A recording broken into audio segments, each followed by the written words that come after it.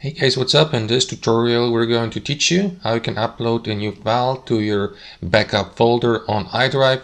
So let us get started. So head over to your account on iDrive.com, head over to Cloud Drive in the top left, and here guys, let me navigate to that backup folder. Here select your backup folder where you'd like to store your files. So that backup folder here is currently empty, so let us upload a file here to that folder.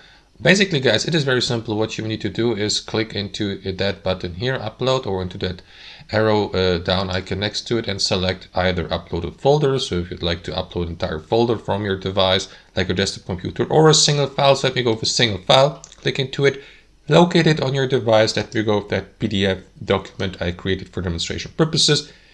Here you see the upload guys, and depending on the file size, of course, it may take a while to upload a given file. Now that PDF was pretty small, so the upload was pretty fast. As you can see, you see the file size here.